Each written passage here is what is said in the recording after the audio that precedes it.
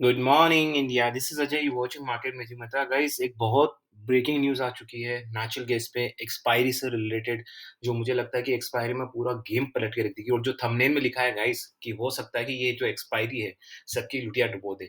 क्या है वो चीज़, उसके बारे में डिटेल में एनालिसिस करेंगे, फिर टेक्निकल चार्ट का एनालिसिस करेंगे, फिर ट्रेडिंग स्ट्रैटेजी, रिस्क मैनेजमेंट, पूरा एक कंप्लीट कॉम्बो पैकेज होने वाला है। गाइस, अगर आपको इस वीडियो का पूरा लुत्फ़ उठाना है, आपको देखना है कि कौन-सी ऐसी न्यूज़ है जो नेचुरल गैस के एक्सपायरी में बहुत बड़ा धमाल मचा सकती है, तो प्लीज़ वीडियो को शुरू से लेके आखिर तक देखिए। एंड अगर आप चैनल पे पहली बार आए तो चैनल को सब्सक्राइब करने के बाद जैसे ही सब्सक्राइब करेंगे, एक घंटी दिखेगी, घंटी पे क्लिक करेंगे, ऑल दबाएँगे, आपको वीडियो की नोटिफ़िकेशन टाइम टू टाइम मिल जाएँगे गाइस।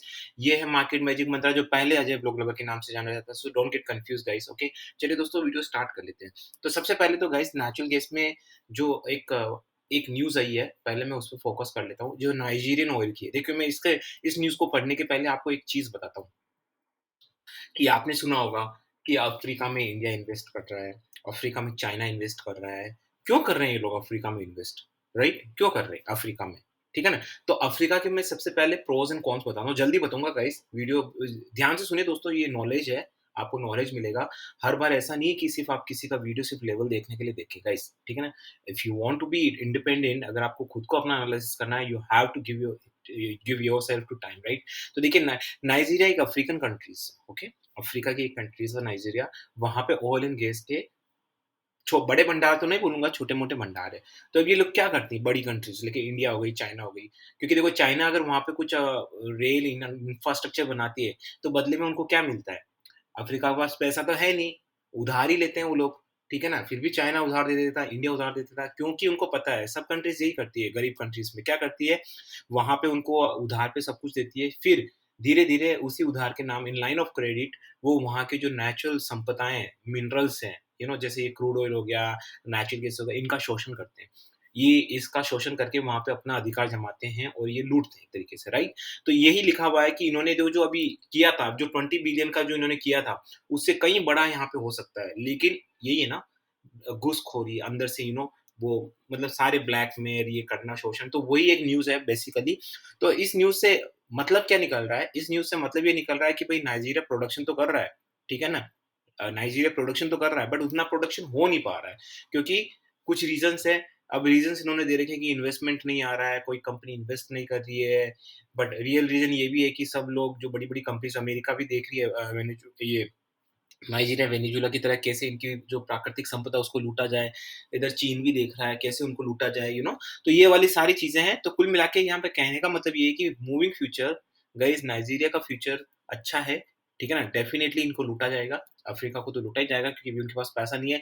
लेकिन धीरे-धीरे जब क्रूड ऑयल इनका प्रोडक्शन होगा, तो ये अफ्रीका भी एक बहुत बड़ा, मुझे लगता है कि अफ्रीका की इकोनॉमी भी धीरे-धीरे सुधरने लगेगी, और ये गरीब से धीरे-धीरे आने वाले कई सालों में इसका भी अच्छा एक फ्यूचर होगा। बट यहाँ से न्यूज़ क्या निकल के आ रही है? न्यूज़ ये निकल के आ रही है कि नाइजीरिया भी अब ऑयल और गैस में कूद पड़ा है। पहले आपने कभी सुना था अफ्रीका का नाम? अफ्रीका का नाम सुना था कभी क्रूड और ऑयल में? आप तो हमेशा से यही सुनते आ रहे हैं कि सऊदी होगा, यूनाइटेड अरब होगा, ये होगा, वो होगा। तभी मैंने आपको कई क पहले भी वीडियोज़ बनाए। आजकल छोटी-छोटी कंट्रीज़ कूद पड़ रही है। तो इसका मतलब ये है कि गाइस, सप्लाई बहुत ज़्यादा होने वाली है, कोई दिक्कत ही नहीं है। इतना ऑयल है कि मतलब इसकी कोई डिमांड ही नहीं रहेगी। ठीक है ना? कोई डिमांड ही नहीं रही। जब तक ये नाइजीरिया सेट होगा ना, तब तक तो ऑयल एंड गैस की डिमांड ही खत्म हो चुकी होगी, राइट? तो देखिए, यहाँ पे एक और न्यूज़ है जो मैं आपको बताता हूँ। तो ये अब जो एक्सपायरी वाली जो चीज़ है, वो मैं आपको बताऊँगा वीडियो के अंत में गाइस, तो बी बने रहिए वीडियो के अंत में, या वीडियो के बीच में भी बता सकता हूँ गाइस, तो पूरा वीडियो देखिए, वो बड़ी इंपॉर्टेंट है कि एक्सपायरी पे ऐसा क्या हो सकता है, right? Oil and gas drilling activity in the US पर कप। अब देखिए, ये तो आती रहती है, आपको पता है, कभी रिग काउंट ऊपर जाता है, कभी रिग काउंट डाउन जाता है। मैंने पहले भी बोला है कि इन चीज़ों पे सिर्फ़ हो सकता है वन डे फ़र्क पड़े, लेकिन बाकी कोई फ़र्क नहीं पड़ता। देखो, oil and gas drilling activity US पर क्या है, मैं फटाफट से बता देता हूँ।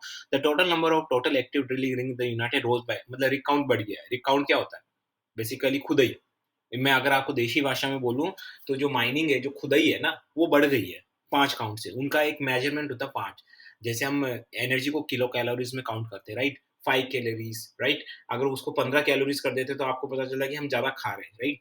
तो रिग काउंट क्या होता है? बेसिकली खुदाई का एक मापक होता है कि हम इतनी सारी खुदाई कर रहे हैं। तो 5 पॉइंट अगर बढ़ जाता है, मतलब आपने ज़्यादा खुदाई करनी है। आप ज़्यादा खुदाई कर रही है, तो आप ज़्यादा निकालना चाह रहे हो क्रूड ऑयल, ज़्यादा निकालना चाह रहे हो, तो ये संदेश जाता है कि डिमांड ज़्यादा है, राइट? लेकिन ऐसा कुछ होगा नहीं, 5 पॉइंट से कुछ नहीं होता। 5 पॉइंट से कुछ नहीं होता। Total rig count runs to 750, 50 feet high. They rig count the linemen and all. They still all again United gets increased by 3 week after 2 weeks landing and all. तो यहाँ पे देखो, अब मैं एक न्यूज़ बता देता हूँ जो एसपीआर की न्यूज़ आई थी, ठीक है ना? काफ़ी लोग बोल रहे थे कि सर एसपीआर की न्यूज़ आ गई, क्या फ़र्क पड़ेगा? बढ़ेगा या घटेगा या क्या होगा? वो न्यूज़ गाइज़ मैं वीडियो के अंत में बताऊँगा या वीडियो के बीच में बताऊँगा। पहले मैं चार्ट बता देता हूँ गाइज़ आपको, यहाँ पे चार्ट क्या कह रहा है। देखो, ये पहले 178 गया था, 178 के आस-पास आया था।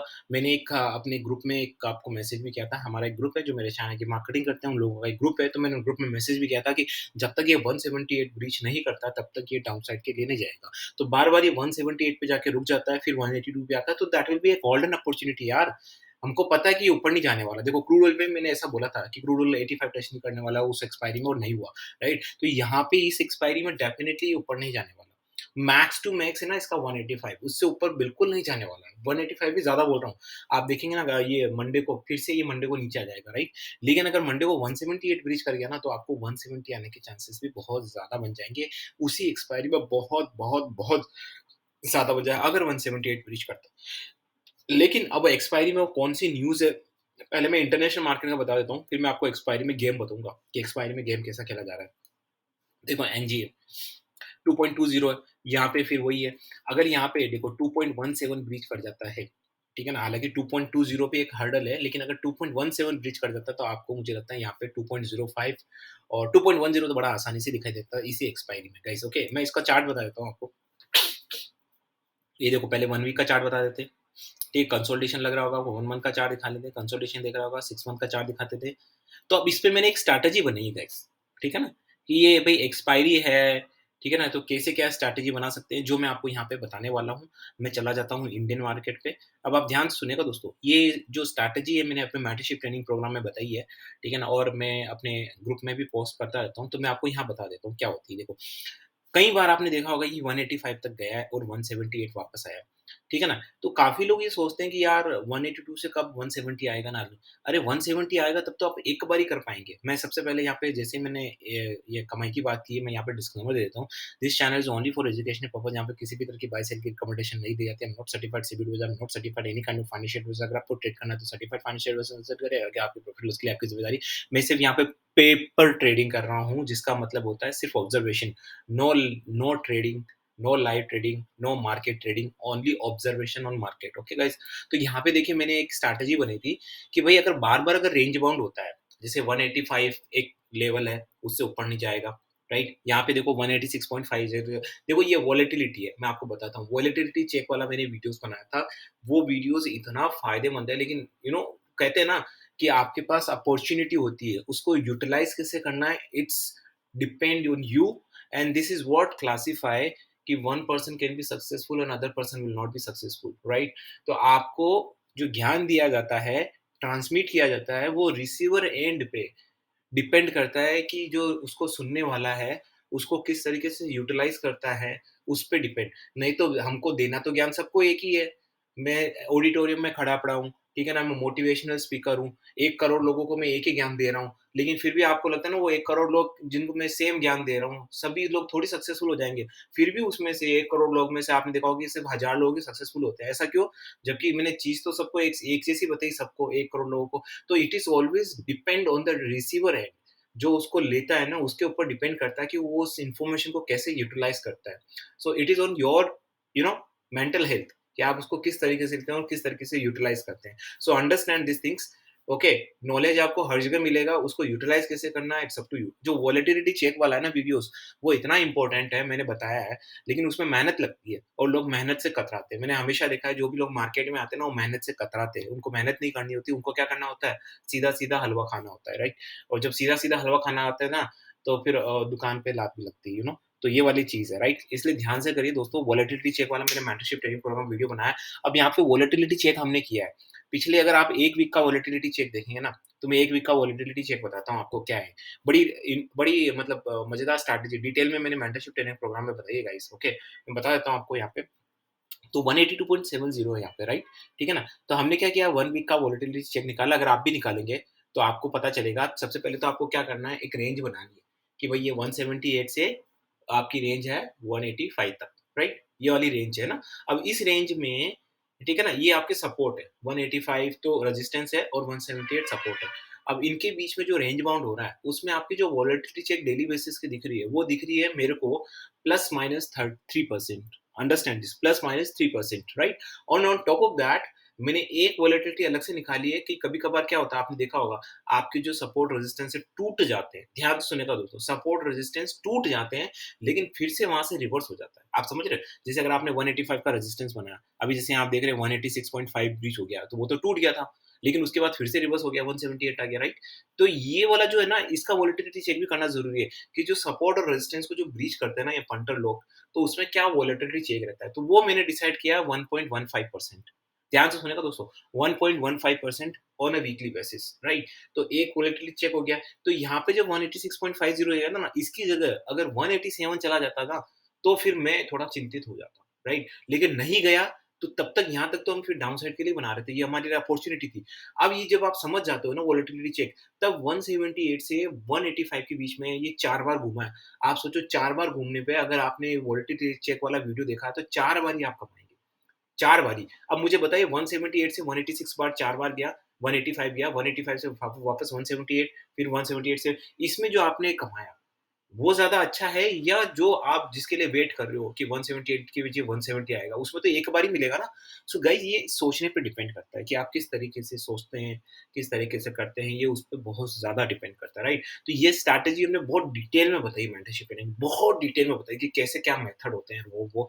तो आप जाके अगर आपको चाहिए आप मुझसे कॉन्टैक्ट कर सकते हैं गाइस, ठीक है ना? तो यहाँ पे मैंने आपको डिटेल में बता दिया है कि गाइस एक्सपायरी में क्या होने वाला है, मैं क्लियर बता देता हूँ आपको। एक्सपायरी में ना तो ये ऊपर जाने वाला है, बिल्कुल ऊपर नहीं जाने वाला। ज़्यादा से ज़्यादा आपको 185 पे लेन और डराने के लिए आपको करा लिया जाएगा, लेकिन अल्टीमेटली ये नीचे आना है। नीचे कब आएगा?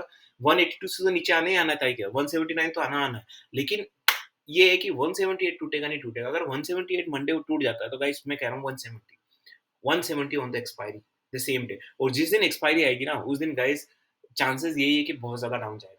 वापस से मैं रिपीट करता हूँ, जिस दिन एक्सपायरी आएगी जो 25th की है, ठीक है ना? आज 22nd है, राइट?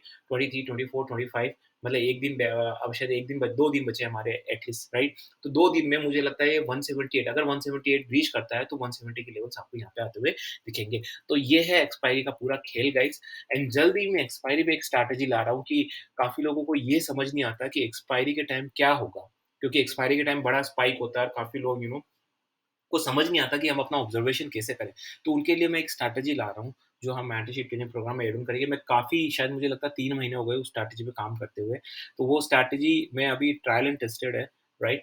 ठीक है ना? अभी भी मैं उस पे आर-एन-डी कर रहा हूँ। वो जैसे ही स्ट्रैटेजी कन्फर्म होती है, फिर उसके बाद मुझे लगता है कि यूट्यूब के इतिहास में, ठीक है ना? शायद पहली ऐसी स्ट्रैटेजी होगी जो ऑप्शन एक्सपायरी पे स्ट्रैटेजी बना रहा होगा, ठीक है ना? तो वो स्ट्रैटेजी बड़ी ही मतलब लीथल होगी, क्योंकि वो स्ट्रैटेजी पे आपको बहुत ज़्यादा कॉन्सन्ट्रेट करना पड़ेगा, क्योंकि थोड़ा-सा भी ऊपर-नीचे हुआ ना, तो लेने के देने पड़ सकते हैं, राइट? तो वो स्ट्रैटेजी मैं आपको समझाऊँगा, उसके बाद आपके ऊपर है, मेरा काम है नॉलेज देना, आपके ऊपर है कि आपको लेना है। आप अपनी रिसर्च करिए, ठीक है ना? अपनी रिसर्च करिए, अपनी रिसर्च करना भी बड़ा इम्पोर्टेंट है, because if you really want to do something, आप ये नहीं सोच सकते कि ज़िंदगी भर अजय भाई से मैं ट्रेनिंग लेता रहूँ, ऐसा नहीं सोच सकते। ऐसा नहीं सोच सकते, ये तो मैं हूँ, किसी और से लेंगे तो क्या भरोसा आपको सही मिलेगी, नहीं मिलेगी, राइट? ठीक है ना? So you have to be self dependent, आपको खुद को धीरे-धीरे आप करते हुए जाइए और सेल्फ डिपेंडेंट भी बनते जाइए, राइट? वो वाली चीज़ है guys. So with this nice full and novel thought, this is Ajay signing off guys.